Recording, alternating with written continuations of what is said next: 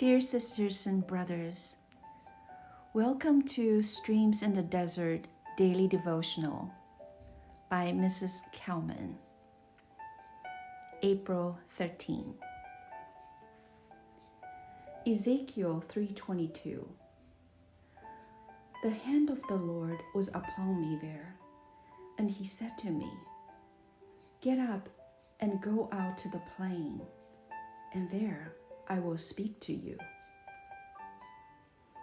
Have you ever heard of anyone being greatly used by Christ who did not experience a special time of waiting or a complete upset of his plans at first?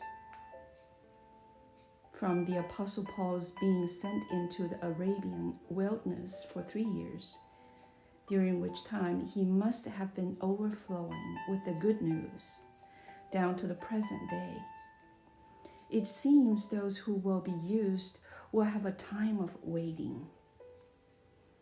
Have you been looking forward to telling about trusting Jesus, but instead he is asking you to show what trust is by waiting? My own experience is far less severe than Paul's, but reviews the same principle.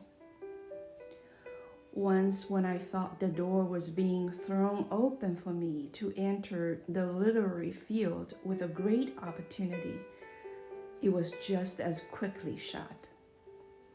My doctor stepped in and simply said, "Never. You must choose between writing and living, for you cannot do both." The year was 1860. And I did not come out of my shelf isolation with my book Ministry of Song until 1869. By then I saw the distinct wisdom of having been kept waiting for 9 years in a shade. God's love is unchangeable, and he is just as loving even when we do not see or feel it. And his love and his sovereignty are equal and universal. Therefore, he often withholds our enjoyment and awareness of our progress, because he knows best what will actually ripen and further his work in us. I laid it down in silence, this work of mine, and took what had been sent me. A resting time. The Master's voice had called me to rest apart with Jesus only, echoed my heart. I took the rest and stillness from his own hand, and felt this present illness was what he planned. How often we choose labor when he says, "Rest." Our ways are blind and crooked. His way is best. Work he himself has given, he will complete. There may be other errands for tired feet.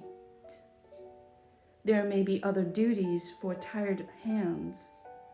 The present is obedience to his commands. There is a blessed resting in lying still, in letting his hand mold us just as he will. His work must be completed. His lesson set. He is the master workman. Do not forget. It is not only working, we must be trained. And Jesus learned obedience through suffering gained. For us, his yoke is easy, his burden light. His discipline most needful, and all is right. We are to be his servants. We never choose if this tour or if that one. our hands will use. In working or in waiting, may we fulfill not ours at all, but only the Master's will. God provides resting places as well as working places. So rest and be thankful when He brings you tired and weary to streams along the way.